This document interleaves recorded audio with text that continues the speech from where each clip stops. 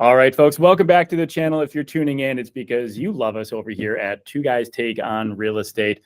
And today we're going to talk to this gentleman right over here. Wait a minute. Who the hell are you and how did you get on my YouTube channel right now?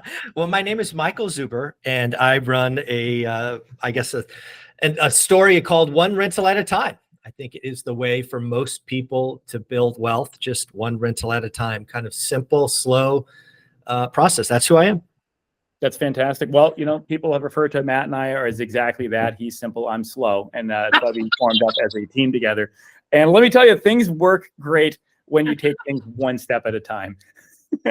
Hold your composure. The jokes aren't going to stop here, but it's going to be a long interview if we keep you cracking up the entire time. I'm going to do my best though. So we did exactly what you're describing. We partnered up a while back ourselves, and we bought ourselves our first just train wreck of a rental. I don't know how the hell I let him talk me into doing this. Seriously, if I could hop in a DeLorean and go back in time about 15 years and just smack him upside the face, I would have, because we bought the worst, just haunted house that we could in our city. And we did our best to fix it up little by little, turned it into a rental property. It was a 2-family. And then we repeated that over and over and over again. So we did it one step at a time, just like you're talking about. That's really awesome. Yeah, it's really funny. I really do think real estate investing, even done slowly, tests you. Like, yeah. Are you serious? Because it'll throw a lot of curveballs at you. A lot of bad things happen. I think the first 5 years are remarkably slow.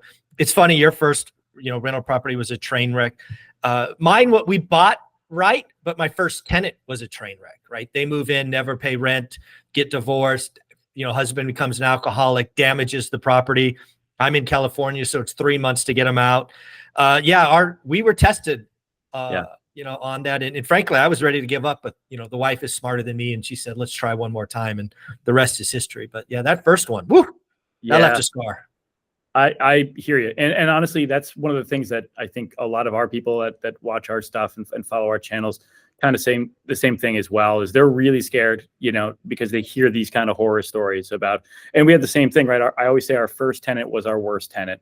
That's what I try to help people understand a little bit as well. And I think you probably share a lot of this is, yes, our first tenant was a terrible person and they did a lot of bad things that didn't work out right. But we allowed them to be a terrible tenant because we didn't know how to fulfill our responsibilities and to stand up for our rights. We were learning it. And I kind of liken it, maybe you'll get this, as an okay class, with a couple maybe pranksters in it, but they get a substitute teacher, and that teacher doesn't know what the hell's going on. And man, that class is just a disaster. I mean, people are swinging from the light fixtures. I mean, all heck breaks loose. So that may be kind of some shared responsibility there.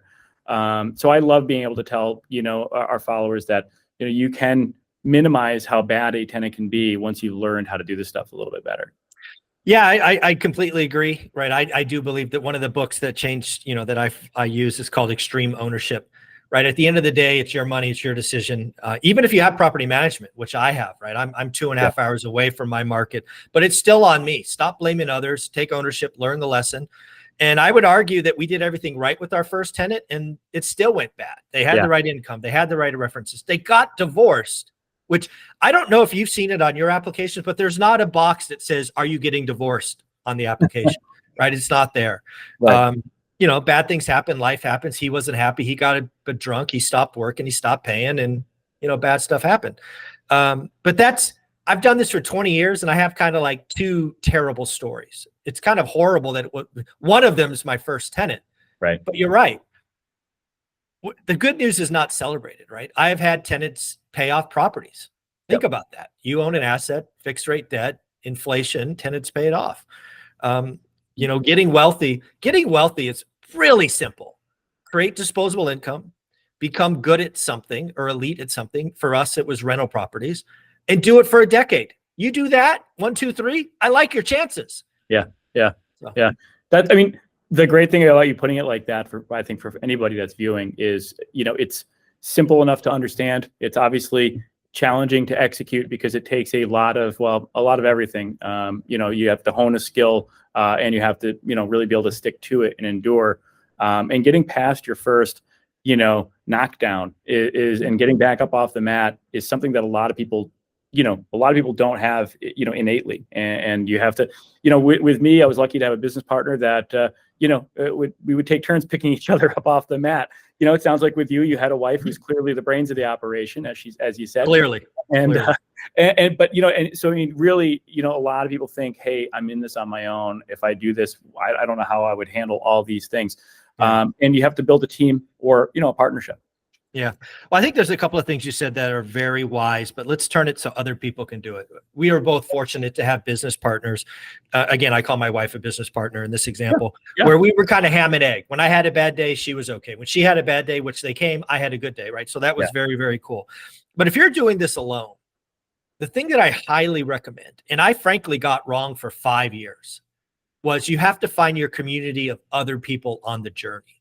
Right. I don't know about you, but there was nobody in my family, my circle of influence, my second circle of influence that was a landlord, that even thought about it as a path to financial freedom. Right. You have to get in communities. And today, with today's technology and, meetups, online meetups and groups and Facebook, find your tribe, because you want to get around other people that have been there and done that. And oh, by the way, I've found that one of the best ways to learn is to teach others. The beauty about this real estate investing thing is there's people ahead of us and people behind us. As long as you're a good person, you listen, you get advice from above, you give advice below. It's a great relationship, but you got to be active. You got to seek. You're not going to find them, sitting on your hands. You're 100% right. And, people do talk to me about that as well. And I would say some of my feedback and my thoughts on what you were just saying is, it's easier now more than ever. And you'd be amazed at, how willing people are to share their experience with you, share their tips, what things they've learned in a business. You would think, like, in a business setting, people might consider you a rival in competition.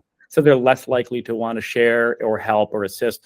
I've not found that to be the case here. Very, very few times, including starting off. And I was, like I said, Matt and we bought this really sketchy looking duplex house. And, we had 2 units. And I found myself sitting down and having a beer with a dude that owned or managed 1,000 units. And he was a respected guy in the area. And I'm thinking, like, isn't he worried, telling me this stuff? I'm going to take his business away? Or why is he spending time helping me? I'm literally a nobody in the field. And couldn't be further from the truth. They just wanted to help. Yeah, no. Again, as somebody who's been in the game 20 plus years, I like nothing more than helping somebody really do it. But here's a rub. You and I both know there's a lot of people that want to get our time. Let's go for coffee, blah, blah, blah. I mean, I can't drink that much coffee. But I've seen a lot of people interested and they don't do anything. They're just constantly kind of talking. Folks, get out, go look at some real estate, run some numbers, go to meetups, tell everybody what your buy box is. Stop just being a pretender, right? Go actually do some real work. Yeah. And that's like the tough love kind of thing, right? It's like I want people to be, I'm on live stream a ton, right? I want people to be on live stream with me, checking in with me and learning through my camera lens, because maybe they're at work or they're doing whatever it is that they do. But I love it when people come back and they say, hey, I went to my first foreclosure auction and watched the other day. It was so cool. Or, I went out and I did this or I did that. Or I get people coming back to say, I used to follow your channel. I was on your lives all the time. Do you remember me? Well, me and the wife, we bought our first property. And I'm like, this is awesome. I mean, it's so cool to see it. But I absolutely wish I would see more and more and more of that.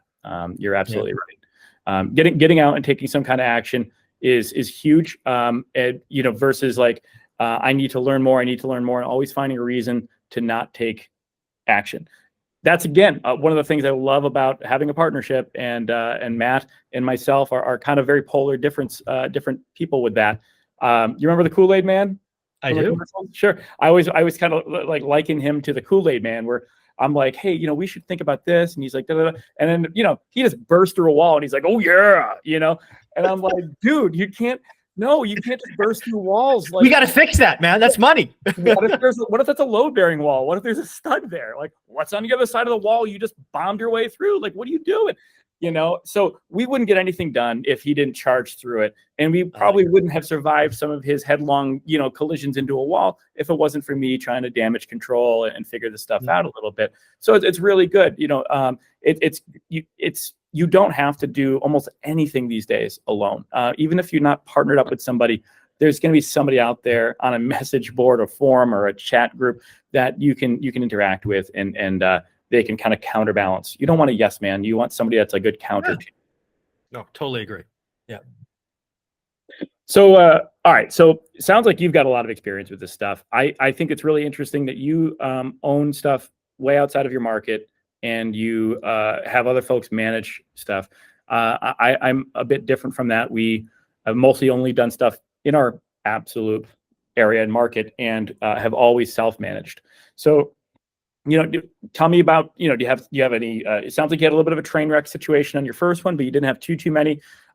One of the things you said that I really liked was that people don't talk about, not like success stories, but just, everything kind of working smoothly, right? You don't hear about the tenant that just lived there. And I say this, I agree. Tenant lives there for 5 or 10 years, doesn't trash a place, doesn't burn it to the ground, pays pretty much on time, maybe smuggled in a kitten. I don't know. Worst case scenario, a nice well taken care of cat. Nobody talks about that. Nobody ever talks about those. And those are the majority of the situations you're going to have, right?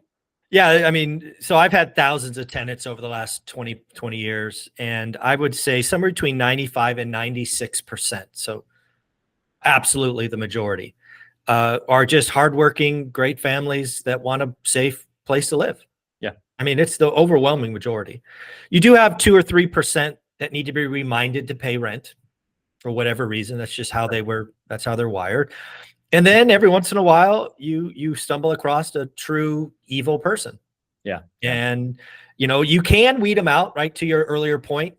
You can get good at qualifying and doing all of that. But sometimes I've had tenants be great for 8 years. And then I remember one tenant who unfortunately got addicted to drugs, and that became a nasty problem, right? So you're dealing with people, and people, don't always, go into the night, but the overwhelming majority, simple. And I'll just give you real numbers. We can talk about Norris Drive, my first property. I've already told you that my first tenant, so we buy it for 107, 2002. We rent it for 1,100. The tenant moves in, never pays rent, get him out 3 or 4 months later. We have to put 15K in to fix it because he damaged it. Yeah, sure. So that's a horrible story. Well, guess what happens next? Somebody moves in, never missed a rent payment. The property more than doubles. I sell it at the peak before the crash. I 1031 that equity into an apartment building that I still own today. That $20,000 is now $500,000 and $4 or $5 grand a month in cash flow. It worked out okay. Yeah. Right? That's why I talk about you've got to do this for a decade. You're going to have little speed bumps. You got to pick your ass up off the street, learn the lesson, and move on. That's really, really awesome to hear that. And, that's where, again, folks really have such a hard time because they don't want to jump into something because they think, man, I'm going to have that issue with the tenant. It's going to train wreck, and I can't possibly recover from something like that, and I think what you're literally showing from your examples are that not only that you can, but you cannot just bounce back, but could blast off from something like that. There's no telling what you can turn that into. And I agree. I don't think I got to tell you, I'm thinking back on our experience here. I couldn't tell you that the 95% or so are people that are like in our area are hardworking and just want a good, peaceful home and do the right thing and stuff like that. And I think our numbers are less than that, but still the majority. It probably depends a lot on market and the type of state and stuff like that to an extent too. But it doesn't dispel my hopes, and that overall people are great people. Generally, people don't wake up saying, man, I can't wait to see who I can screw over today and whose life I can make a living hell. They don't start off and set out with that intention. Sometimes people do things, maybe they make a mistake by not paying the rent, make some bad life choices. But I think what you can develop, if they did get past your screening process, or made a journey of life changes that 8 years later, as you said, changed into something different, you at least will develop the skills to kind of compartmentalize that and minimize that effect that it can have on you. Yeah, I mean, I run my business, or I talk about 7 one rental at a time rules. Number 5 is, and I'm looking at it right here, is bad things will happen. Sure. Sorry, learn and move on. Yeah. They're going to happen. Let's just tell everybody, let's not try to hide it. This is not all rainbows and unicorns. This is a people business, and sometimes people suck. Yep. But the majority of people are wonderful. They're great. It's okay. Yeah. And, for folks that aren't into real estate, or like are watching the stuff, that are learning, that want to get into real estate, you can draw parallels to this kind of stuff with almost every aspect of life. It's not just because, you have to learn this and you have to only get this experience through owning a rental property. You've had coworkers that can be toxic, horrible people. Oh yeah. You have employers, or maybe you're an employer, maybe you have an employee that's always looking for a way to play victim and cause a lawsuit or something. Maybe you're in retail, you see shoplifters, you see terrible customers that are just horrible to deal with. Maybe you've had a spouse or a significant other that did all these horrible, crazy things, right? Everybody understands the idea that, there's going to be some bad people out there. Really, the trick is to try to avoid them wherever you can. And if you end up dealing with them, try to minimize their negative effects on you. And this is just another business, but it's really no different than those same type of general thoughts. So you probably already have a lot of world experience in this. If you've dealt with, some unfortunate people in life already, this is just another avenue. That's all. Agree 100%. So in terms of what you do when you're out looking to acquire your next property, how do you go through, an acquisition process? How do you find properties? Are you hands-on? Do you have people out there doing this stuff for you? Maybe you can take us through that, because a lot of people that I know watch our channel, they don't know exactly where to start. Yeah. So I'll give you 2 answers to this. I'll answer what I did up until retirement, which was in 2018. And I'll tell you what I do today, just for people to know. So again, both my wife and I had W-2 jobs. Somewhere she worked 40 to 50 hours. I worked 60 hours and I traveled. It was horrible. So I bought all my stuff out of the MLS from 2002 till 2018. I bought two of the transactions were not out of the MLS. One was direct from a bank. One was on an auction site. Other than those 2, everything was MLS. Why? Well, A, I didn't know any better, right? I talked earlier about not networking and doing these other things. B, it was what I had access to. It's, and I'm not talking about the public MLS. I'm talking realtor.com, Redfin, all of that. But what I was unique at, and I think more people need to do, is I was remarkably focused. Step 1 of, the 7 rules is be focused. I call it a buy box. Mm-hmm. So I already told you earlier, I invested in a market 2.5 hours away. I live in the Silicon Valley. I tried to make it work here. It doesn't work. There's no cash flow in the Silicon Valley. I had to find a new market. For me, that market was 2.5 hours away.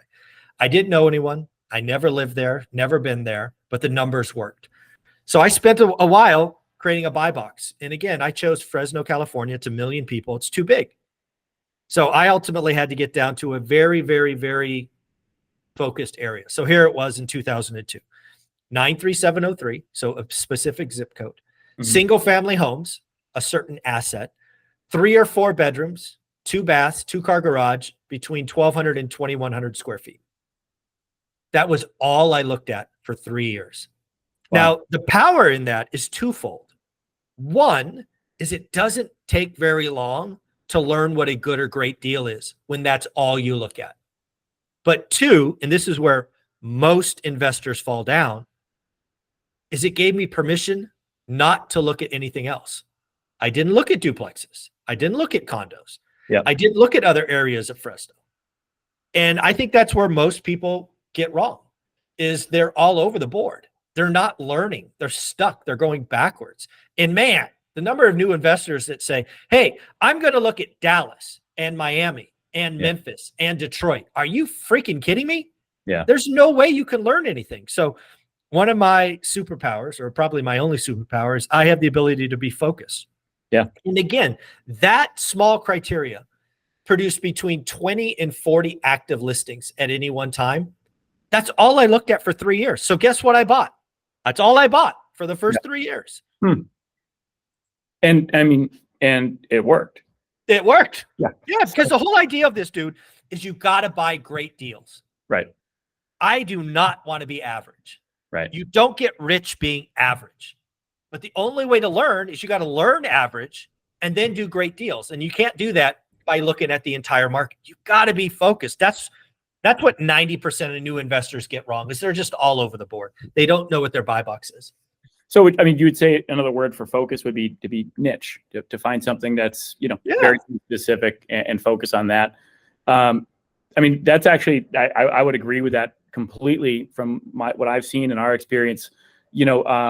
Buying something right, as I call it, would be probably the most important thing you can do. And let me tell you, we've made every mistake in the book a number of times on our end. Sometimes we don't always learn from our mistake the first several times, and you gotta keep screwing it up until you're just taking enough punishment. But buying right will be the one big insulating factor that helps you withstand some mistakes down the road. It also lets you pivot and change, what your strategy is. So maybe you buy something that you're setting up as a rental, or maybe you're buying it as a flip. Market changes, you have some hurdle that you can't really get through. Well, because you bought it, it gives you the freedom and the ability to pivot your plans and change to something else. So I think that's I would agree with that as well. But yeah, being really focused, I see a lot of that too. I have a lot of great, regular commenters on my live streams, and a lot of them are like, "What do you think of this market? How about that market?" I'm like, I have no idea. I've never even been to that state. I'm not sure I could sell that state. And but I know right where I am, and I can tell you, man, if this rental property tenant is saying this, here's what they're going to do next. I can tell you their playbook right down to the ridiculous excuses or the next thing that they're going to do. So I'm like, I can tell you my experience from my area, but markets are going to be different. You need to learn the different areas, but pick something and go with it. Pick something and learn it would be great. My thing would be to ask you back is, when they pick something and they start focusing on it, at what point do they need to decide, this isn't working, I need to focus on something? How do they shift? Yeah, so it's kind of a two-step process. The first step is, I believe real estate investing, being a good or great real estate investor, is a skill. I equate it to a golf swing. The first time you pick up a golf club, it is uncoordinated. You're missing the ball. You're grounding it. You skill, whatever. It's horrible. Dude, tell me about it. I'm hitting it into the windmill every time. It just, the clown's mouth pops it back out at me. It drives me nuts. It's just bad. Yeah. But the beauty is, if you keep going to the driving range and you keep taking 100 swings a day, it gets better. So I just will tell you my story. I believed everybody in 2002 that you had to invest in your backyard. So I spent a year trying to find cash flow in the Silicon Valley. At which point, the wife, as you said earlier, the smart one in the relationship, said, "Honey, time to change." Now, we did it. We found a new market and we learned it again. We learned it faster, right? Learning the Silicon Valley the first time took 6 months. Taking that skill, AKA golf swing, that's honed, I can go to any golf course, any market, and play faster. Yeah. So I was able to make moves in Fresno, California, never lived there, never been there, didn't know one. I was able to put something in contract 6 weeks later. That's because I already had the skill. Yeah. So now what I tell people is, you got it. You have to learn the skill. I think learning the skill in your backyard is easiest. Look at my example. Don't be stupid like me and waste a year. It should take somewhere between 4 and 6 months. And if you are at the end of the day going, "Hey, it's always negative, it's negative cash flow, there's nothing here," great. You have permission to go somewhere else. Right. I think too many people give up after 10 days. You can't learn anything in 10 days. Yeah, I would agree. And honestly, I'm one of those kind of people. I have a tendency to get defeated pretty quickly, right? So again, that's why it works to have somebody else kind of, dragging you along when they need to be dragging you along, and vice versa. So I can definitely see the tendency where I'll tell myself before I go knock on a door or, try to make a deal on something, all the reasons it's not going to work. It's the first thing I'm going to do. I'm like, no. What I've learned about that, and again, for your viewers and ours that wrestle with that same mindset, it doesn't mean that you're a bad person or you're going to be doomed to failure, but you have to wrestle with that mindset and find a way to work around it and use that to your advantage. So now the way I look at it is, I'm rebutting those things. I'm anticipating what they're going to say, and I'm coming up with my rebuttals before they've even had a chance to say it. So if I see the flicker on their face or in their eye or in their tone of voice or whatever it is that leads me to believe that they're resistant to something or they're going to object to something, I already know what they're going to say. I'm just waiting for them to finish saying it, so I can just go around and turn it back on them. Yeah.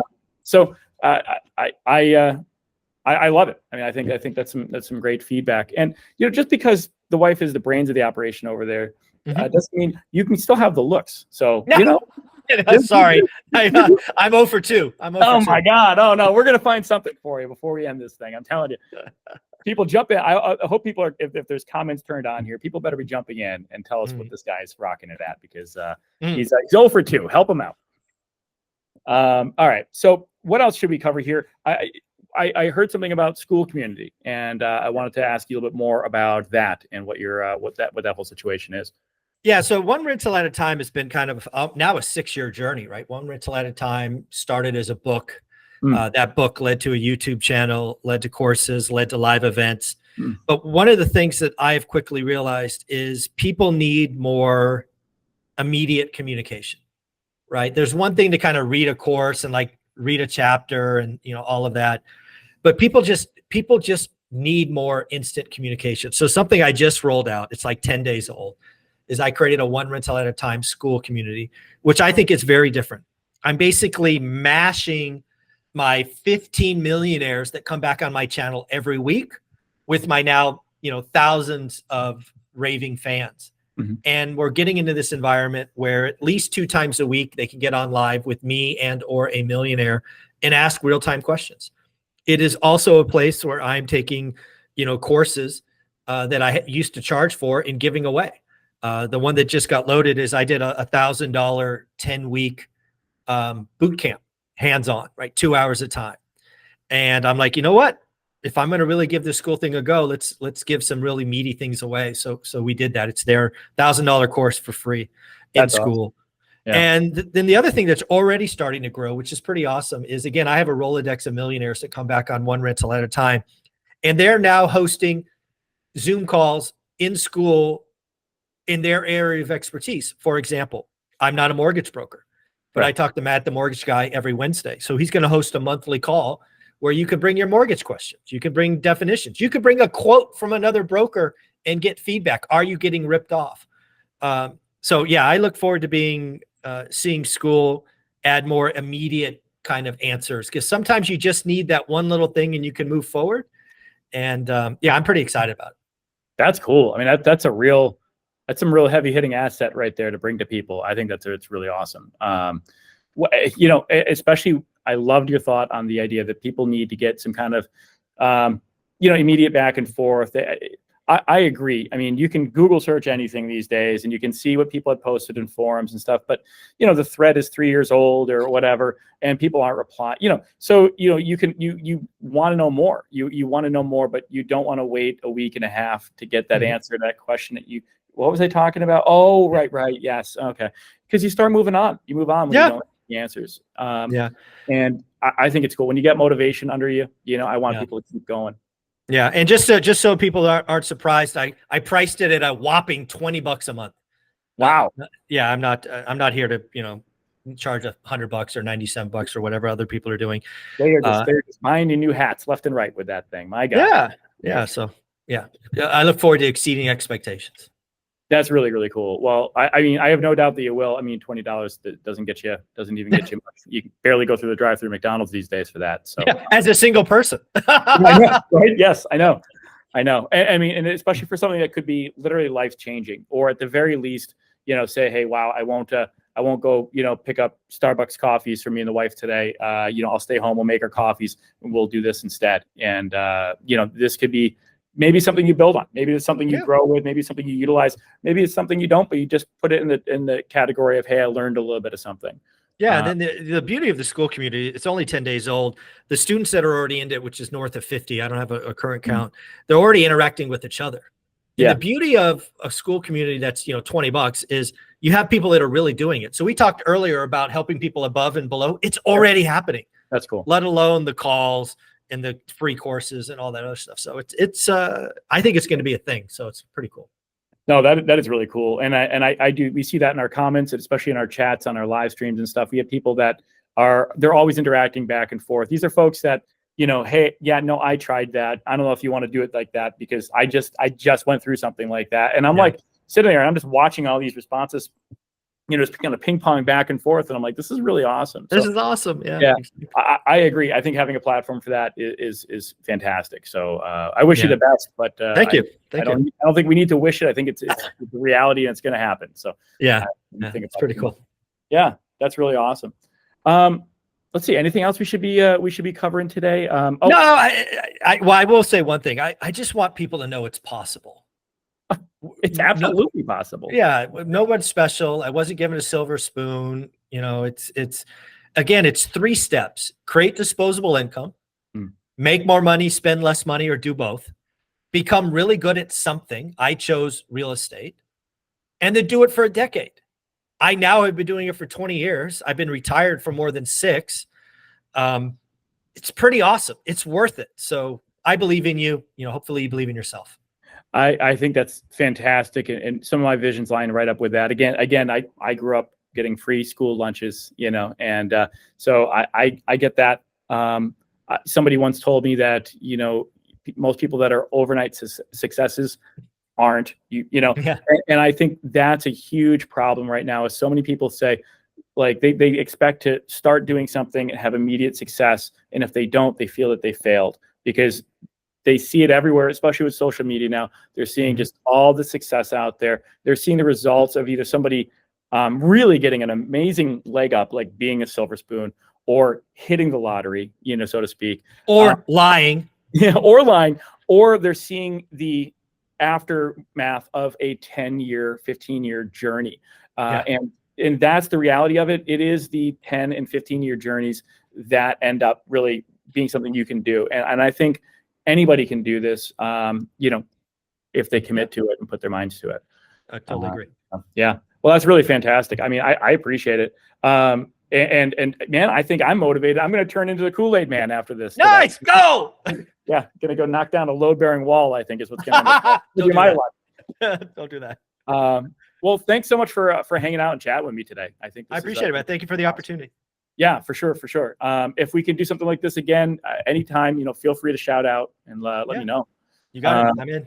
Yeah, I appreciate it. So one rental at the time, one rental at a time is your thing. My thing is Foreclosures Unlocked. We've got a great book teaching people from our experience of going to foreclosure auctions. We've gone to thousands of auctions, bought hundreds of homes that way. It's really awesome to be able to put stuff out that'll help people as well. So if you see either of us, from anybody that's watching this, online, in social media, or Jesus, in line at Costco, let me know and tap us on the shoulders. We'll be always happy to help you out. Absolutely. Awesome. Well, thanks so much for being on the channel. I appreciate it. And we will look forward to seeing you and everybody out there on the next broadcast.